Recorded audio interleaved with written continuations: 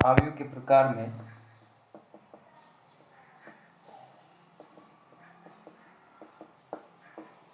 जो वर्ग अवयव है उसमें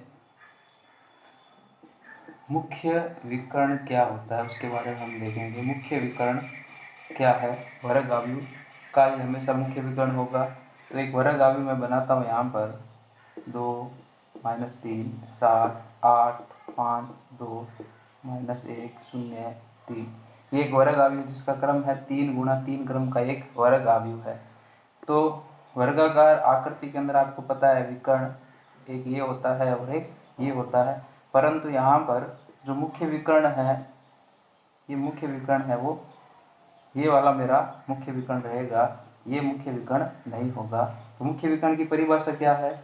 किसी वर्ग अवयव में a11 a12 a13 a21 a22 a23 a31 32 और 33। तो मुख्य विकर्ण ये वाले अवयव इस अवयव के मुख्य विकर्ण रहेंगे। तो ए आई जे जहाँ आई बराबर जे हो वो सारे अवयव मुख्य विकर्ण के अवयव कहलाएंगे। ये अवयव का वर्ग अवयव का मुख्य विकर्ण रहेगा, ये वर्ग अवयव का मुख्य विकर्ण रहेगा। समझ में आ गया कि अवयव वर्ग अवयव का ही मुख्य विकर्ण किसका होगा? वर्ग अवयव का ही मुख्य विकर्ण होगा। आयताकार अवयव का मुख्य विकर्ण कोई भी नहीं रहेगा, और मुख्य विकर्ण ये वाला रहेगा, ना कि ये रहेगा। ये मुख्य विकर्ण नहीं है।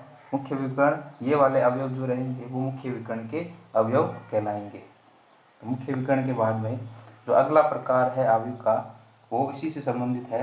तो पांचवा प्रकार है विकर्ण अवयव। विकर्ण अवयव तो ऐसा अवयव मैं एक अवयव बनाता हूँ 2 3 5 0 0 0 0 0 0, एक 3 गुणा 3 क्रम का वर्ग अवयव है। तो विकर्ण अवयव क्या होगा? ऐसा वर्ग अवयव जिसमें मुख्य विकर्ण के अलावा सभी अवयव शून्य हो, यानी कि मुख्य विकर्ण के अलावा सारे के सारे अवयव है वो क्या होने चाहिए? शून्य होने चाहिए। तो ये मुख्य विकर्ण है। इस मुख्य विकर्ण के अवयव रहेंगे 2 3 5। इसके अलावा जितने भी अवयव है ये 3 और ये 3 नीचे। तो ए आई जे बराबर 0 यदि आई नॉट इक्वल टू जे। तो इस प्रकार का अवयव जिसमें प्रत्येक अवयव ए आई जे 0 होगा, यदि ए नॉट इक्वल टू यानी ए बराबर नहीं है जे के, उस स्थिति में सारे अवयव 0 हो, तो ऐसा अवयव मेरा विकर्ण अवयव कहलाएगा। विकर्ण अवयव हमेशा ही क्या होगा? एक वर्ग अवयव होगा, यानी कि वर्ग अवयव है उसी में हम विकर्ण अवयव परिभाषित कर सकते हैं। आयताकार अवयव कभी भी वर्ग अवयव विकर्ण अवयव नहीं बन सकता। तो विकर्ण अवयव ऐसा अवयव जिसमें विकर्ण मुख्य विकर्ण के अलावा, ऐसा वर्ग अवयव जिसमें मुख्य विकर्ण के अलावा सभी अवयव शून्य हो, उसको हम विकर्ण अवयव कहते हैं। तो पांचों प्रकार हो गया हमारा विकर्ण अवयव। छठा प्रकार है अदिश अवयव।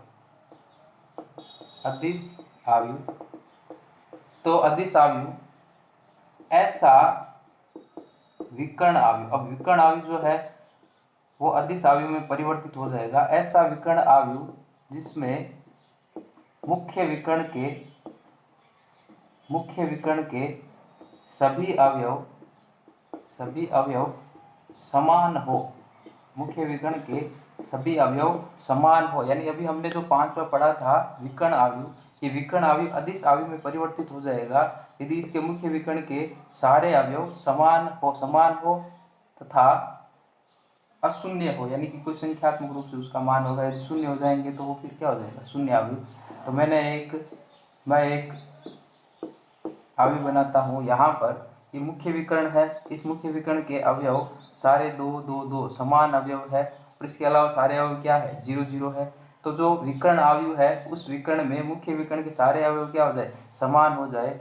तो ऐसा अवयव ए आई जे बराबर क्या हो जाएगा के यदि I बराबर J और 0 यदि I not equal to J, यानी कि के जहाँ पर के क्या होगा, एक अचर है। के क्या है मेरा, एक अचर है, अशून्य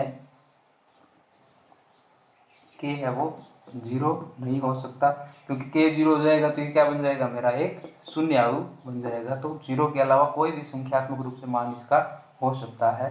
तो ऐसा आयु, ऐसा विकर्ण आयु जिसमें मुख्य विकर्ण के सभी अवयव समान हो, उसको हम बोलेंगे अदिश आयु। समझ में आ गया। अदिश आयु के बाद में अब अदिश आयु ही कन्वर्ट हो जाए, बदल जाएगा किस में, अगला प्रकार है हमारा इकाई आयु। अगला प्रकार है हमारा इकाई आयु। इकाई आयु इसको आई से निरूपित किया जाता है, यूनिट मैट्रिक्स, इसको आई से निरूपित किया जाता है। तो इकाई आयु क्या होगा, तो ऐसा आयु, ऐसा अचर, ऐसा अदिश आयु जिसमें मुख्य विकर्ण के सारे अवयव, जिसमें मुख्य विकर्ण के सारे अवयव वन हो जाए, यानी कि एक हो जाए, उस प्रकार के आयु को हम बोलेंगे इकाई आयु। तो इकाई आयु में बनाता हूँ यहाँ पर आई बराबर, तो यहाँ मुख्य विकर्ण के अवयव 1 1, इसके अलावा 0 0। तो यानी कि जो इससे पहले वाला जो आयु था मेरा अदिश आयु, इसमें कोई भी मान हो सकता था 2 3 4, उसकी जगह अब केवल एक इकाई आयु में क्या होगा, इसका मान केवल 1 होगा। तो ये 2 गुणा 2 क्रम का एक इकाई आयु हो गया। इकाई आयु हमेशा क्या होगा, हमेशा ही एक वर्ग आयु होगा। इकाई आयु हमेशा ये एक वर्ग आयु होगा। तो यहाँ पर 2 गुणा 2 क्रम का वर्ग इकाई आयु, या फिर मैं यहाँ पर बनाता हूँ 1 0 0 0 1 0 0 0 1, ये एक 3 गुणा 3 क्रम का इकाई आयु हो गया। इकाई आयु को जैसे 2 गुणा 2 क्रम का इकाई आयु है, इसको I2 से, और 3 गुणा 3 क्रम की इकाई आयु को I3 से निरूपित किया जाता है। यानी कहीं पे भी आपको I2 लिखा हुआ है, इसका जैसे I2 आपको दिखेगा तो आपको एक इकाई आयु बनाना है, जिसका क्रम क्या रहेगा 2 गुणा 2। यदि आपको I3 दिखाई दे तो आपको 3 गुणा 3 क्रम का इकाई आयु बनाना है। इसी प्रकार से I4 हो सकता है, I5 हो सकता है। तो ये इकाई आयु ऐसा आयु जिसमें मुख्य विकर्ण के अवयव एक हो, इसके अलावा सारे अवयव क्या हो, शून्य हो, इस प्रकार के वर्ग आयु को हम क्या बोलेंगे, इकाई आयु कहेंगे। तो इसको यदि हम इन सबको साथ में समझे तो यहाँ से देखें, जो मेरा सबसे पहला आयु है वो कौन सा है, विकर्ण आयु। विकर्ण आयु, मुख्य विकर्ण के अवयव अशून्य रहेंगे, बाकी सारे क्या रहेंगे, 0 रहेंगे। विकर्ण आयु बदल जाएगा मेरा अदिश आयु में, यदि मुख्य विकर्ण के अवयव क्या हो जाए, सारे समान हो जाए। और अदिश आयु किस में बदल जाएगा मेरा, इकाई आयु में बदल जाएगा, यदि ये समान अवयव है, जो संख्यात्मक रूप से समान है, वो सारे क्या हो जाए, एक हो जाए। और ये सारे तीनों ही किसके रूप है, ये सारे के सारे वर्ग आयु में ही परिभाषित है। ये वर्ग होना चाहिए, ये भी वर्ग आयु, ये भी वर्ग आयु ही होगा। तो ऐसा वर्ग आयु जिसमें, इसकी परिभाषा क्या है पहले की, ऐसा वर्ग आयु जिसमें मुख्य विकर्ण के अलावा सारे अवयव क्या हो, शून्य हो। इसके अंदर क्या हो जाएगा, मुख्य विकर्ण के अवयव है वो सारे समान हो, ऐसा विकर्ण आयु जिसमें मुख्य अवयव के सारे समान हो। और ऐसा अदिश आयु जिसमें मुख्य विकर्ण के अवयव क्या हो जाए, एक हो जाए, तो वो क्या बदल जाएगा मेरा, इकाई आयु में बदल जाएगा। तो ये सारे वर्ग आयु से ही संबंधित है। और अंतिम प्रकार है आपका 8वां प्रकार, वो रहेगा आपका त्रिभुजाकार आयु। त्रिभुजाकार आयु, त्रिभुजाकार में 2 प्रकार के आयु रहेंगे। पहला है ऊपरी त्रिभुजाकार आयु।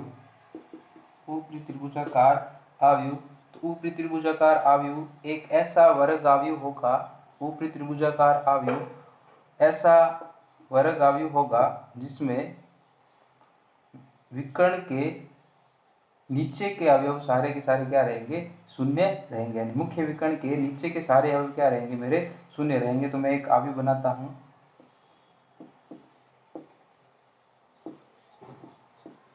शून्य शून्य शून्य।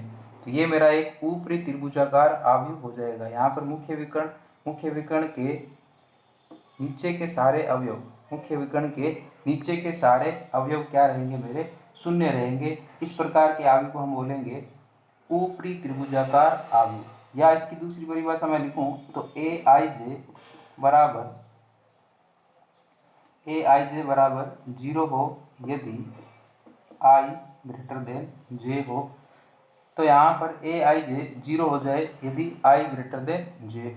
तो यहाँ से समझते हैं, यहाँ पर मैं बनाता हूँ आपका A11, A12, A13, A21, A22, A23, A31, 32 और 33। तो एक वर्ग अवयव जिसमें वो सारे अवयव जिसमें आई बड़ा हो जे से, वो सारे अवयव क्या हो जाए, शून्य हो जाए, तो वो बन जाएगा मेरा ऊपरी त्रिभुजाकार अवयव। तो यहाँ देखते हैं, यहाँ पर जो विकर्ण के अवयव होते हैं, विकर्ण के अवयव में आई बराबर क्या होता है, जे होता है।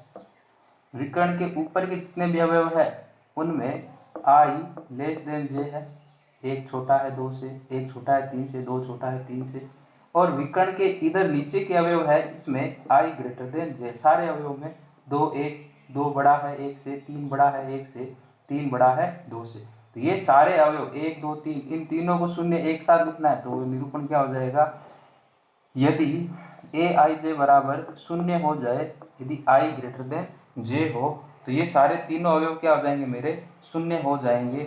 बाकी के अवयव है वो अशून्य रहेंगे। इस प्रकार का जो अवयव बनेगा वो मेरा रहेगा ऊपरी त्रिभुजाकार अवयव। समझ में आ गया। त्रिभुजाकार अवयव में पहला है ऊपरी त्रिभुजाकार अवयव, जिसमें मुख्य विकर्ण के नीचे के सारे अवयव शून्य हो, उसको हम बोलते हैं ऊपरी त्रिभुजाकार अवयव। इसी प्रकार से दूसरा है हमारा, इसका दूसरा पार्ट है दूसरा, निम्न त्रिभुजाकार अवयव। तो निम्न त्रिभुजाकार अवयव वैसा के वैसा ऐसा वर्ग अवयव जिसमें मुख्य विकर्ण के अलावा सारे अवयव, मुख्य विकर्ण के अलावा सारे अवयव मेरे क्या हो, शून्य हो, तो वो कहलाएगा मेरा, मुख्य विकर्ण के ऊपर के सारे अवयव क्या हो, शून्य हो, तो इस प्रकार का अवयव कहलाएगा मेरा निम्न त्रिभुजाकार। ये मेरा यहाँ पर नीचे की ओर त्रिभुज बन रहा है, ऊपर के अवयव क्या है मेरे, शून्य है। तो परिभाषा के रूप में क्या हो जाएगा, ए आई जे बराबर 0 यदि आई लेस देन जे हो। आई लेस देन जे है यानी कि क्या हो जाएगा, ये अवयव और ये अवयव, इन तीनों अवयव का मान क्या रहेगा, शून्य रहेगा। तो त्रिभुज बनेगा वो नीचे की ओर बनेगा। तो ये हो गया मेरा निम्न त्रिभुजाकार अवयव। तो अवयव के प्रकार हमने देख लिए। तो मुख्य तौर पर अवयव के जो प्रकार, उनका एक साथ में हम एक बार देखें। पहला हो जाएगा पंक्ति अवयव। पंक्ति अवयव क्या होगा, ऐसा अवयव जिसमें केवल एक पंक्ति हो। दूसरा है स्तंभ अवयव। तो दूसरा है मेरा स्तंभ अवयव, ऐसा अवयव जिसमें केवल एक स्तंभ और पंक्तियों की संख्या कितनी भी हो सकती है। तीसरा है मेरा शून्य अवयव। शून्य अवयव, इसको ओ से निरूपित किया जाता है, ऐसा अवयव जिसमें सारे अवयव क्या हो, शून्य हो। अगला है वर्ग अवयव। तो वर्ग अवयव एक विशेष अवयव का विशेष प्रकार है। आयताकार में दूसरा क्या था, वर्गाकार। ऐसा अवयव जिसमें पंक्तियों की संख्या, स्तंभ की संख्या हमेशा क्या हो, बराबर। तो 2 गुणा 2, 3 गुणा 3, 4 गुणा 4, इस क्रम के मेरे अवयव रहेंगे, वो सारे क्या रहेंगे, वर्ग अवयव में आ जाएंगे। अगला प्रकार था मेरा वर्ग अवयव में विकर्ण अवयव। तो एक वर्ग अवयव में ही विकर्ण अवयव परिभाषित होगा। विकर्ण अवयव वर्ग अवयव ही है हमेशा। तो ऐसा वर्ग अवयव जिसमें मुख्य विकर्ण, मैंने बताया परिभाषा के रूप में, मुख्य विकर्ण ये मेरा क्या रहेगा, मुख्य विकर्ण।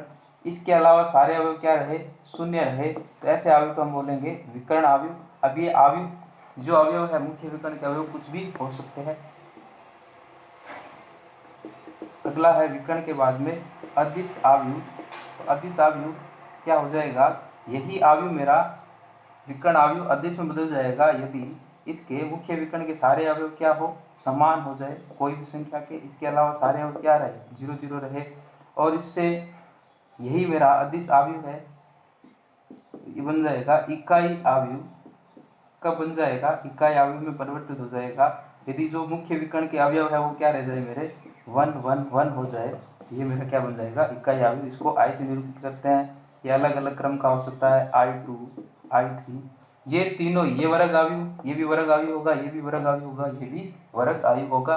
और अगला प्रकार था हमारा ऊपरी त्रिभुजाकार और निम्न त्रिभुजाकार, वो भी क्या रहते हैं मेरे, वर्ग आयु ही होते हैं। तो आयु के प्रकार हमने समझ लिए सारे प्रकार के बाद में अब हम देखते हैं आयु, दो आयु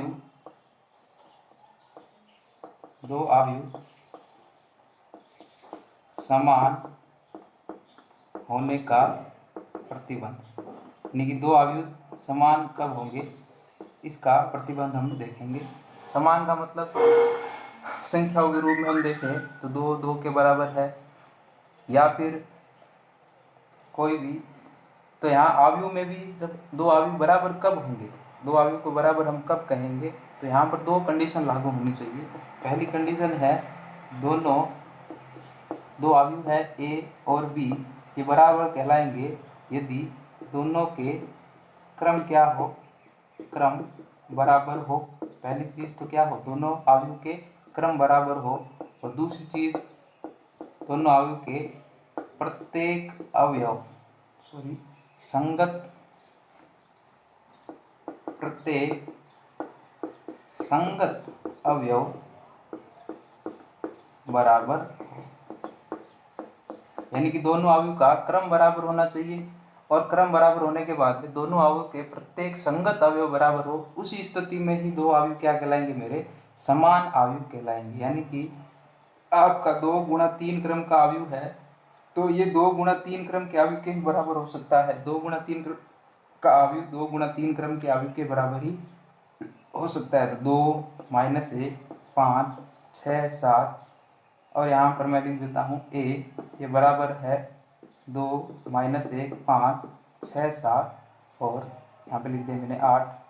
इसका क्रम कितना है, 2 गुणा 3, इसका भी कितना है, 2 गुणा 3। सवाल पूछा कि a का मान कितना होगा, तो दो आयु बराबर है तो इसका क्रम बराबर है। क्रम बराबर होने के बाद में दो आयु के बीच में यदि बराबर का चिन्ह लगाया हुआ है तो उसके प्रत्येक संगत अवयव क्या रहेंगे, बराबर रहेंगे।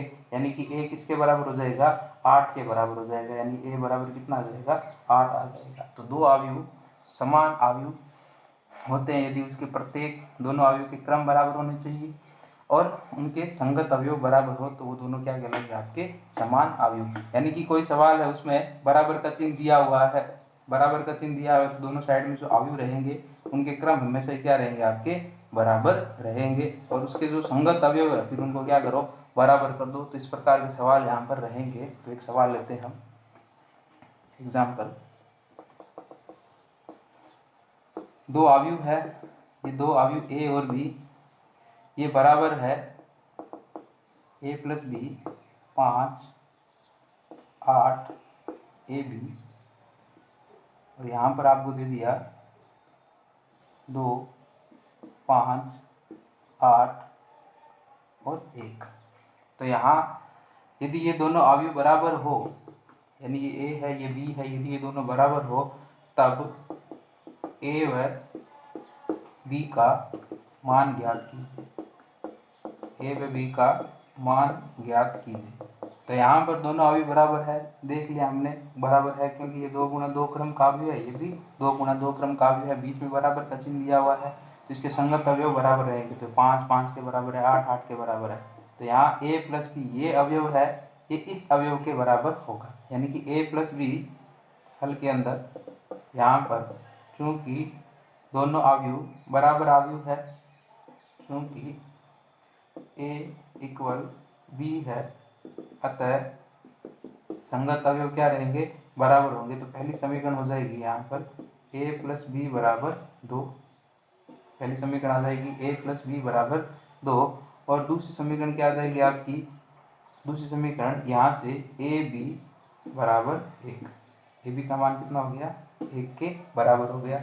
अब इन दोनों समीकरणों को हल करके हम यहाँ से a व b के मान ज्ञात कर लेंगे। तो इस प्रकार के सवाल समान आयु के आपके रहेंगे।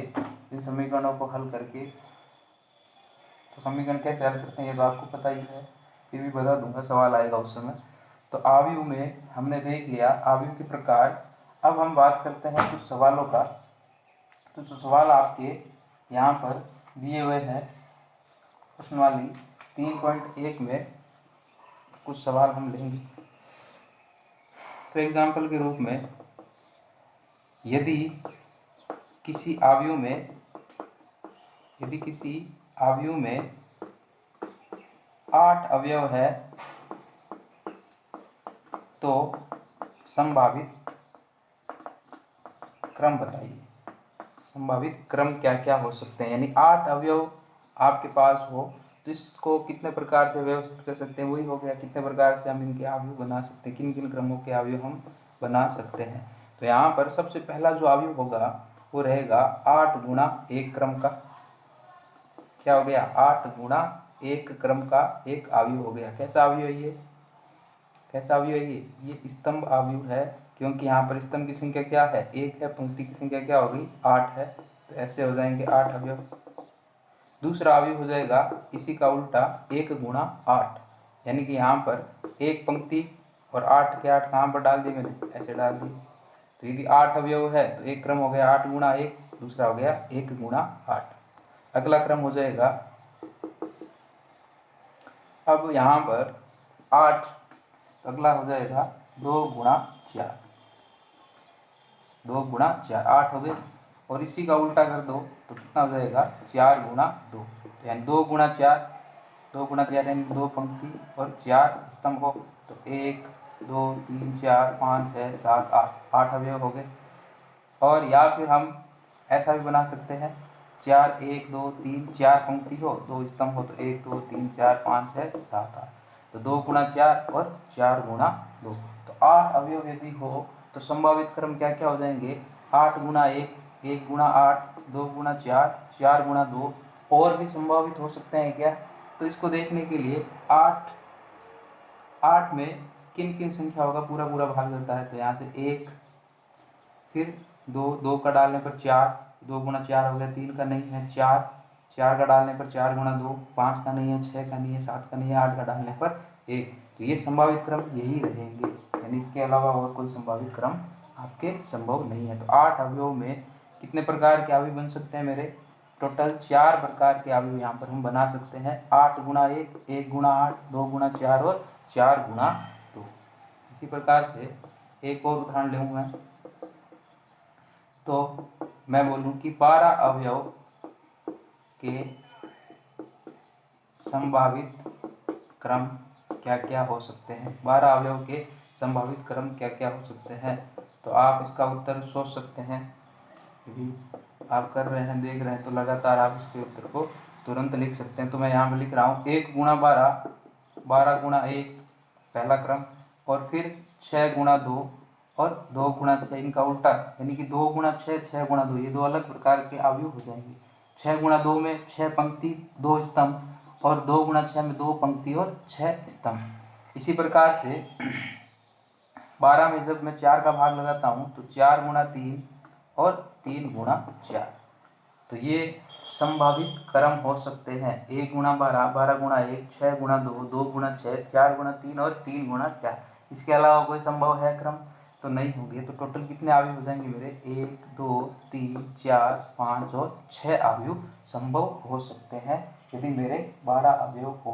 तो इस प्रकार के सवाल आपके पहले जो प्रश्नवाली है 3.1 उसमें आपको मिलेंगी। तो यहाँ पर एक सवाल और मैं एग्जाम्पल के तौर पर आपको बताता हूँ कि आपको यदि दिया हुआ हो 2 अवयव है, इसमें एक अवयव है k+4 -1 3 k-6, ये बराबर है a -1 3 और -4। यदि ये दोनों बराबर हो तो a का मान आपको ज्ञात करना है। यहाँ पर 2 अवयव दिए हैं, इसका क्रम कितना है, 2 गुणा 2, इसका भी क्रम कितना है, 2 गुणा 2। ये दोनों अवयव क्या है, हमें बराबर दिए गए हैं, मुझे निकालना है यहाँ पर a का मान। तो हल करने के लिए, क्योंकि दोनों अवयव समान अवयव है, क्योंकि दोनों अवयव क्या है, समान अवयव है, अतः संगत अवयव क्या रहेंगे, संगत अवयव बराबर होंगे। चूंकि दोनों अवयव क्या है, समान अवयव है, इसलिए संगत अवयव क्या रहेंगे, बराबर रहेंगे।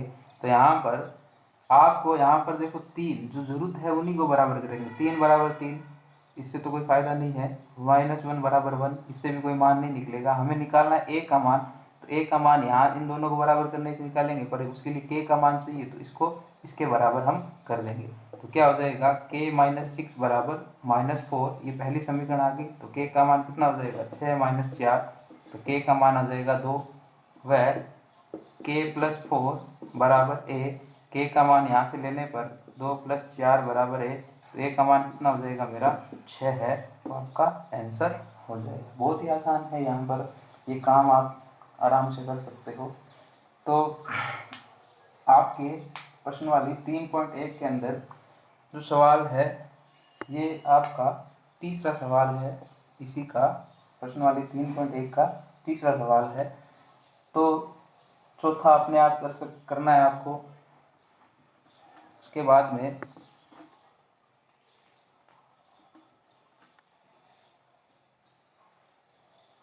पहला सवाल है कि एक अवयव ए आपको दिया हुआ है aij, उसका 2 × 4, इसमें अवयवों की संख्या कितनी होगी। तो अवयवों की संख्या कितनी होगी ये पूछा गया है। तो 2 × 4, 2 को 4 से गुणा किया तो कितने आ जाएंगे, 8। तो कितनी संख्या हो जाएगी, 2 × 4 करेंगे अवयव में, अवयवों की संख्या कितनी होगी, 8 होगी। दूसरा सवाल है कि 4 × 4 का एक आपको इकाई अवयव बताया मैंने। इकाई अवयव क्या होता है, ऐसा अवयव जिसमें मुख्य विकर्ण के अवयव क्या हो, 1 हो। इकाई अवयव आपको लिखना है 4 × 4 का, तो वर्ग अवयव में I4 आपको लिखना है। तो क्या हो जाएगा I4, यहाँ पर 1 1 1 1। इसके अलावा सारे अवयव क्या हो जाएंगे आपके, 0 0 0 0 0 0। ये हो जाएगा आपका 4 × 4 क्रम का एक वर्ग अवयव। तीसरा हो गया है। चौथा सवाल है आपका 6 अवयव वाले अवयव के संभावित क्रम, यानी कि 6 अवयव हो तो संभावित क्रम क्या क्या हो सकते हैं। तो संभावित क्रम क्या क्या होंगे 6 अवयव में, ऐसे हमने अभी सवाल किए हैं। तो ये सवाल आप खुद इसको कर सकते हो, करके देखना क्या इसके क्रम आएंगे। अगला सवाल है आपके, इस प्रकार के सवाल भी मैंने आपको बताए हैं कि 2 × 2 क्रम का एक अवयव आपको निकालना है aij। 2 × 2 क्रम का अवयव हमें निकालना है, जिसका अवयव है वो दिया गया है पहले के अंदर, aij बराबर 2i - j बटे 3i + j। तो यहाँ पर 2 × 2 क्रम का अवयव है।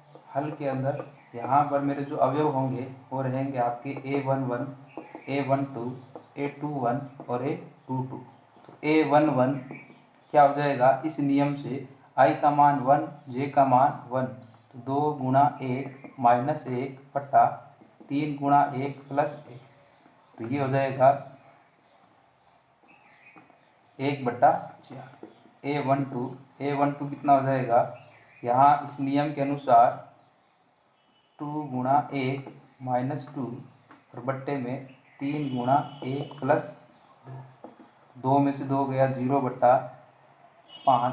जब 0 में 5 का भाग लगाएंगे, किसी वास्तविक संख्या का भाग लगाते हैं तो वो हमेशा 0 ही होगा। a21 तो 2 × 2 - 1 बटे 3 × 2 + 1। 4 में से 1 गया, 3, 6 1 7, और a22 का मान आपका हो जाएगा 2 × 2 - 2 3 × 2 + 2। तो ये कितना हो जाएगा, 4 में से 2 गया, 2, 3 दूनी 6 और 2 8। ये हो जाएगा आपका 1/4। ये जो आपके अवयव है, ये अवयव हमें मिल जाएंगे 1/4, 0, 3/7 और 1/4। तो आपका जो उत्तर होगा, उत्तर में आप लिख दोगे, यहाँ पर अवयव बना देना 1/4 0। गलती मत कर देना कि यहाँ पर आपका a11 ये है तो यहाँ ही लिखना, a12 0 है तो यहाँ लिखना, a21 हमने निकाला है तो ये गलती हो जाती है जल्दबाजी में, 1 0 A22 यहाँ हमने निकाला है, तो ये आपका अवयव ए हो जाएगा, ये आपका आंसर हो जाएगा। तो आपके बाकी के जो दो है, दूसरा और तीसरा, वो आपको खुद ही इसमें करने हैं। 2 गुणा 2 क्रम के अवयव निकालने हैं, नियम है वो बदल गए हैं। छठा सवाल जो है आपके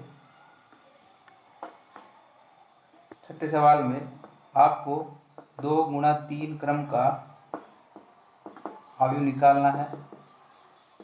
2 गुणा 3 क्रम का अवयव ए निकालना है,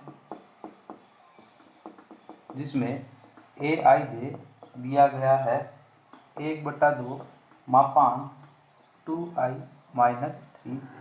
मापांक या मोड हमेशा ही क्या करेगा, धनात्मक कर देगा। पता ही है, पिछले साल हमने 11वीं में इसको क्या था, मापांक फलन में बताया था मापांक फलन क्या होते हैं।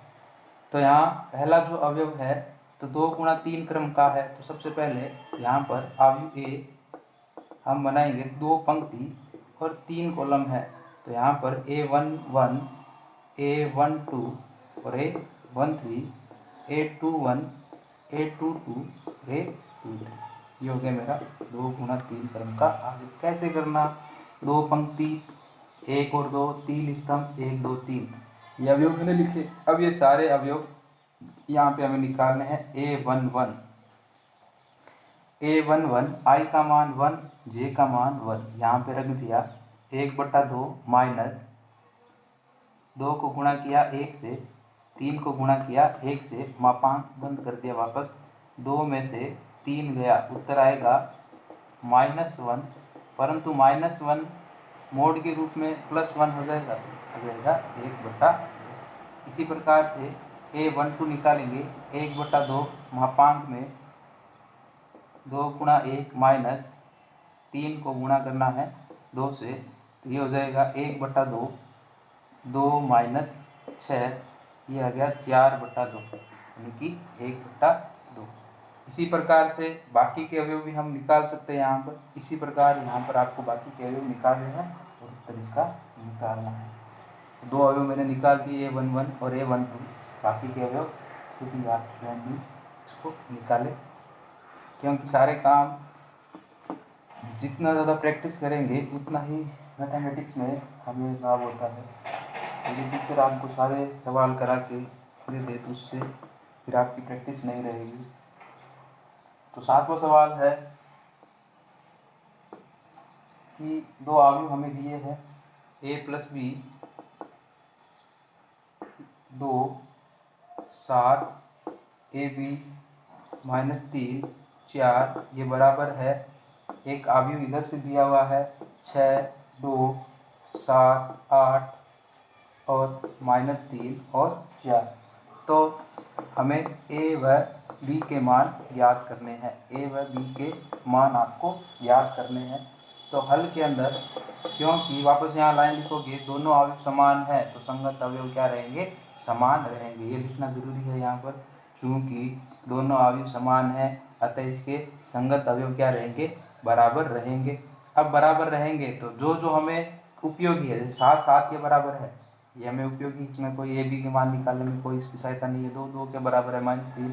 तो जहाँ जहाँ यानी जहाँ हमें समीकरण बन रही है तो a + b, क्योंकि 2 चर है तो 2 समीकरण सही है। a + b = 6 और दूसरी समीकरण हो जाएगी a b को बराबर कर दो 8 के, तो a b = 8। ये समीकरण 1 और ये समीकरण 2।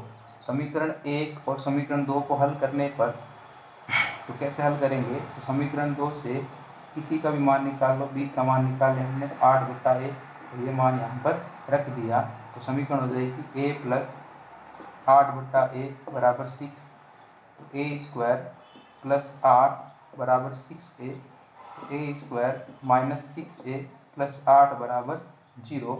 गुणा करने पर 8 जोड़ने पर -6, तो a² - 4a - 2a + 8 = 0, तो ये हो जाएगा a - 4 और a - 2 = 0। a के 2 मान आ जाएंगे 4 और 2। a के 2 मान आ गए 4 और 2, तो 4 और 2 तो संगत b के मान क्या आ जाएंगे, तो यहाँ रखेंगे, यहाँ पर इस समीकरण, इसको लिख दो समीकरण 3, तो यहाँ लिखना पूरा समीकरण 3 में a का मान जब मैं 4 रखूंगा तो b का मान कितना हो जाएगा 2, और a का मान जब 2 लिखूंगा तो b का मान कितना हो जाएगा 4। तो दो मान संभव है, जब a का मान 4 होगा तो b का मान 2, a का मान 2 होगा तो b का मान 4। ये आपका क्या हो जाएगा आंसर हो जाएगा। इसी प्रकार से आपका 8वां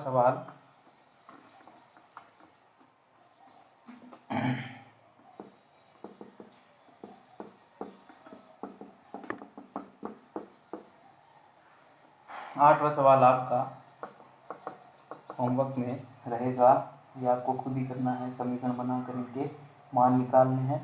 और 9वां सवाल है, उसमें मैं बता देता हूँ क्या है कि 9वें सवाल में ABC के मान निकालने हैं। वापस वही कि हमें आव्यूह दिए हुए हैं, तो मैं समीकरण लिख दूंगा, उन समीकरणों को हल आपको करना है। तो a-2 3 2c b+2 और b गुणा c b c 6 6b 8 और 3b। यदि ये दोनों आव्यूह बराबर है तो क्या ये बराबर संभव हो सकता है? तो पहले सबसे पहले क्रम देखना, क्योंकि ये समान क्रम के आव्यूह है, अतः इनके दोनों आव्यूह समान रहेंगे और उनके संगत आव्यूह क्या रहेंगे? समान रहेंगे। लिखना यही है कि दोनों के क्रम क्योंकि समान है। क्या क्रम है? 2 गुणा 3, इसका भी कितना है? 2 गुणा 3। यदि समान क्रम नहीं होता तो ये सवाल ही संभव नहीं होता। फिर यहाँ पर अब संगत अवयव बराबर है, तो अब मुझे मान निकालने हैं। किन किन के मान निकालने हैं? ए बी सी के मान हमें निकालने हैं। ए बी सी के क्या मान है जिससे ये मेरे अवयव क्या हो? समान हो। तो संगत अवयव बराबर होंगे तो जो जो उपयोगी है वही। सबसे पहले 2c बराबर 6, तो c का मान आ जाएगा 3। c का मान सीधा यहीं से आ रहा था, c बराबर 3। अब समीकरण जो बनाएंगे हम, c का मान मिल गया तो b का मान यहाँ से निकल जाएगा। 12c बराबर 6b कट गया यहाँ से, 2c बराबर b। तो c का मान हमने पहले निकाला है, ना मान रख दिया यहाँ से, तो यहाँ रखने पर 2 गुणा 3, तो b का मान हो जाएगा 6। b का मान 6 हो गया। अब a का मान निकालना है, तो यहाँ से ये वाले अवयव हम बराबर कर दें। a बराबर क्या हो जाएगा? b+2।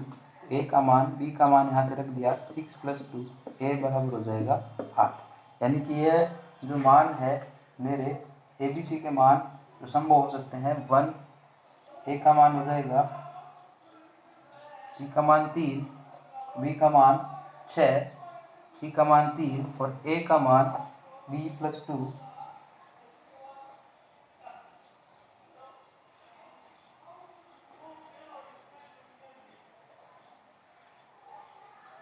b का मान हो जाएगा आपका 8।